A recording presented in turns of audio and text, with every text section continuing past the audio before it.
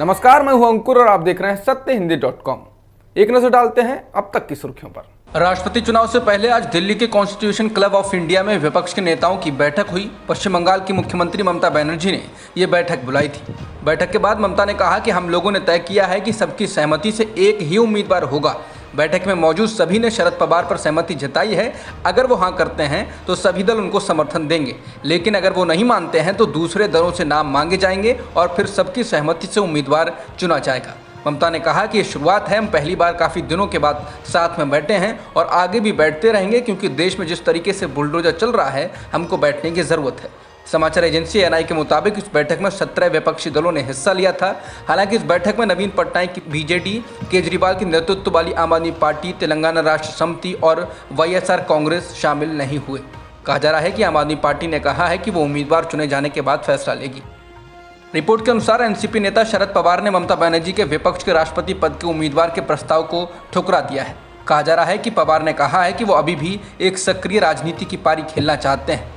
बैठक की शुरुआत में ही ममता बनर्जी ने शरद पवार के नाम का प्रस्ताव रखा, लेकिन पवार ने मना कर दिया, जिसके बाद ममता ने गोपाल कृष्ण गांधी और नेशनल कॉन्फ्रेंस के नेता फारूक अब्दुल्ला के नाम सुझाए हैं।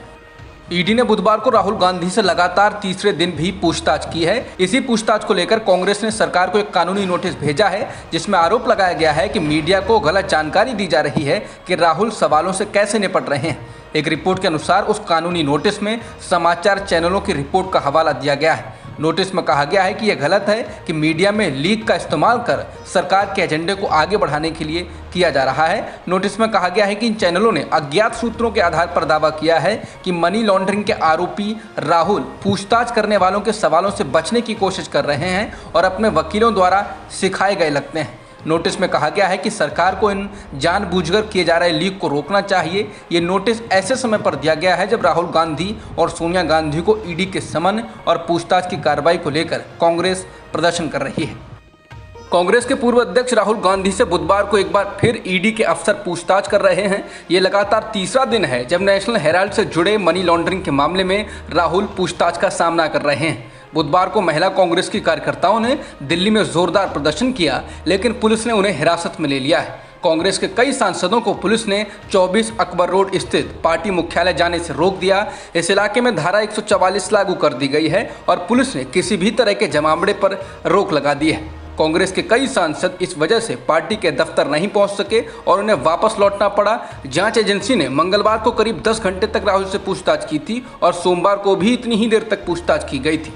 ईडी ने prevention of money laundering act के तहत राहुल गांधी के बयान दर्ज किए हैं।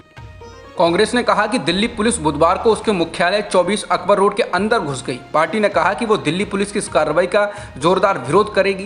कांग्रेस के नेताओं ने इसके खिलाफ राष्ट्रीय मुख्यालय के बाहर धरना दिया। कांग्रेस ने कहा कि दिल्ली पुलिस के कुछ जवान पार्टी के मुख्यालय के अंदर घुस गए। इसके बाद वरिष्ठ नेता अधीर रंजन चौधरी, केसी वेणुगोपाल, भूपेश बघेल, अजय माकन और गौरव गोगोई मुख्यालय के गेट के बाहर धरने पर बैठ गए और उन्होंने बीजेपी और दिल्ली पुलिस के खिलाफ नारेबाजी की।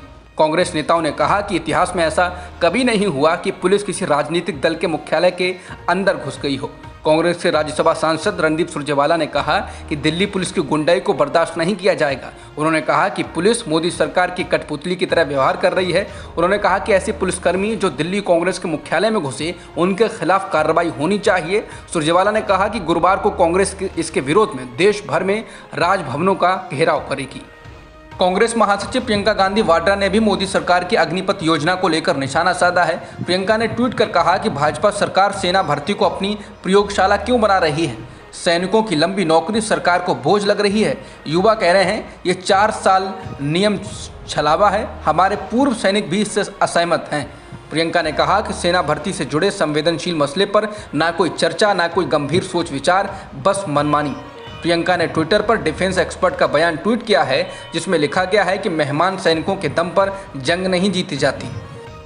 अग्निपथ को लेकर कांग्रेस नेता राहुल गांधी ने भी मोदी सरकार को घेरा है। राहुल गांधी ने ट्वीट कर कहा कि जब भारत की सेना 2 मोर्चों पर खतरे का सामना कर रही है, अग्निपथ योजना हमारी सशस्त्र सेना की प्रभावशीलता को कम करती है। बीजेपी की सरकार को हमारी सेना के सम्मान, परंपरा, वीरता और अनुशासन से समझौता करना बंद करना चाहिए। सेना की अग्निपथ योजना का बिहार की सड़कों पर जमकर विरोध शुरू हो गया है। मुजफ्फरपुर, बेगूसराय, बक्सर आदि में भारी विरोध हो रहा है। हालांकि इस गुस्से में सेना में 2 साल से बंद भर्ती को लेकर नाराजगी भी शामिल है। बिहार में सड़कों पर उतरे युवकों का आरोप है कि सरकार सेना में भी ठेका सिस्टम लागू करना चाहती है। मुजफ्फरपुर के भगवानपुर चौक पर भारी तादाद में युवक जमा हुए और उसके बाद उन्होंने सेना भर्ती बोर्ड की तरफ पैदल ही मार्च किया। तमाम युवकों ने भगवानपुर चौक पर भाषण में कहा कि सरकार ने 2 साल में सेना की भर्ती बंद कर रखी है। हम लोग गाँव से चक्कर लगाकर थक चुके हैं, लेकिन अब हमारे सामने ठेके पर भर्ती होने की योजना पेश की गई है। ये योजना हमें पूरी तरह नामंजूर है। सरकार इस योजना को वापस ले। उन्होंने आरोप लगाया कि इससे पहले हुई भर्तियों में भी शारीरिक परीक्षा पास करने के बावजूद उनकी भर्तियां नहीं हुई हैं। आखिर वे लोग कितने साल तक इंतजार करें, उनकी उम्र भी बढ़ती जा रही है। बिहार में अग्निपथ योजना के विरोध में कुछ युवकों ने टायर जलाकर शहर के ट्रैफिक को भी रोक दिया। हालांकि बाद में पुलिस ने मामूली लाठीचार्ज के बाद युवकों को तितर बितर कर दिया और ट्रैफिक व्यवस्था ठीक कर दी। बक्सर में युवकों ने रेल पटरी पर करीब पौने घंटे बैठकर ट्रेनों का आवागमन रोक दिया। यहां भी युवक अग्निपथ योजना के विरोध में नजर आए और कहा कि मोदी सरकार इस योजना को फौरन वापस ले। सेना में जैसे पहले भर्ती होती थी वैसे ही भर्तियां की जाएं। युवकों के प्रदर्शन की वजह से जनशताब्दी एक्सप्रेस और पाटिलपुत्र एक्सप्रेस जैसी ट्रेनें प्रभावित हुईं। अग्निपथ को लेकर युवाओं का विरोध बढ़ता जा रहा है। बिहार के बाद राजस्थान में भी केंद्र सरकार की अग्निपथ योजना का विरोध हुआ। अग्निपथ योजना के विरोध में बुधवार को जयपुर में कालबाड़ रोड पर बड़ी संख्या में युवा सड़क पर उतर आए। युवाओं ने करीब 1 घंटे तक मुख्य मार्ग को जाम कर दिया। वाहनों की लंबी कतार लग गई। मौके पर पहुंची करधनी पुलिस ने युवाओं को समझा बुझाकर सड़क से जाम खुलवाया। केंद्र सरकार की अग्निपथ योजना को लेकर विपक्षी दलों ने भी निशाना साधा है। बिहार में युवाओं के विरोध के बीच आरजेडी ने अपने आधिकारिक ट्विटर हैंडल से ट्वीट कर कहा है कि अग्निपथ 3 घंटे की फिल्म है और नौकरी 4 साल की। जय बोलो कन्हैया लाल की। इसके अलावा आरजेडी नेता और बिहार में नेता प्रतिपक्ष तेजस्वी यादव ने कहा कि अगर देश के सबसे बड़े नियोक्ताओं भारतीय रेलवे व सेना में भी नौकरियां ठेके एवं सिविल सेवा में लेटरल एंट्री के नाम पर दी जाने लगेंगी तो युवा क्या करेंगे? क्या युवा पढ़ाई और 4 वर्षों की संविदा नौकरी भविष्य में बीजेपी के पूंजीपति मित्रों के व्यावसायिक ठिकानों की रखवाली के लिए करेंगे? इस वक्त पूरी दुनिया में गेहूं का संकट चल रहा है और ऐसे समय में यूएई ने भारत से गेहूं और उसके आटे के एक्सपोर्ट और री एक्सपोर्ट को 4 महीने के लिए रोक दिया है। यूएई सरकार का यह आदेश 13 मई 2022 से अगले 4 महीने के लिए लागू हो रहा है। खाड़ी देश की इकोनॉमी मिनिस्ट्री ने अपने कदम के कारण के रूप में वैश्विक व्यापार प्रवाह में रुकावट का हवाला दिया। साथ ही कहा कि भारत ने घरेलू खपत के लिए संयुक्त अरब अमीरात यानी कि यूएई को गेहूं की निर्यात को मंजूरी दी थी। बता दें, भारत ने 14 मई को गेहूं निर्यात पर प्रतिबंध लगा दिया था, लेकिन उसके बाद से भारत सरकार अब तक 4,69,202 टन गेहूं के शिपमेंट की अनुमति दे चुकी है। यूएई सरकार की तरफ से जारी बयान में कहा गया है कि भारतीय गेहूं का निर्यात या फिर पुनः निर्यात करने वाली कंपनियां जो 13 मई से पहले लाए गए भारतीय गेहूं को बेचना चाहते हैं, उन्हें पहले यूएई वित्त मंत्रालय में आवेदन देना होगा।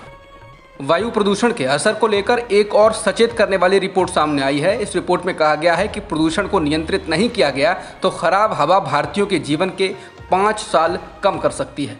हालांकि उत्तर भारत और दक्षिण भारत में लाइफ एक्सपेक्टेंसी में भी अंतर है। उत्तर भारत में हवा ज़्यादा खराब है और इस वजह से लाइफ एक्सपेक्टेंसी को 7 साल तक कम कर सकता है। ये शिकागो विश्वविद्यालय में ऊर्जा नीति संस्थान के ताज़ा वायु गुणवत्ता जीवन सूचकांक यानी कि AQLI के कुछ निष्कर्ष हैं।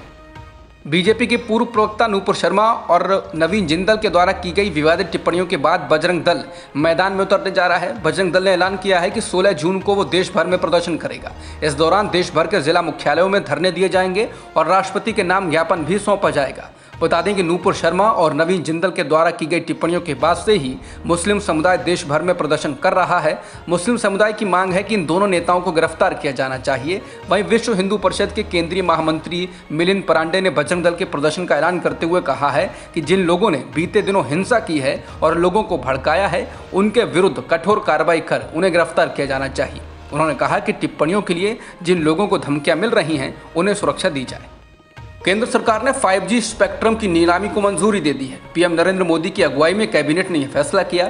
इसकी नीलामी जुलाई के अंत में की जाएगी। इसमें 72 गीगाहर्ट्ज की नीलामी होगी और इसकी वैधता 20 वर्षों की होगी। भारतीय टेलीकॉम कंपनियों द्वारा 4G की सफलता के बाद 5G स्पेक्ट्रम की शुरुआत को लेकर मांग की जा रही थी, जिसे अब केंद्र की मंजूरी मिल गई है। सरकार का कहना है कि 5G की गति 4G से 10 गुना अधिक होगी और जल्द ही ये सेवा शुरू की जाएगी। अब तक की खबरों में इतना ही। बाकी खबरों के लिए बने रहिए सत्यहिंदी.com के साथ।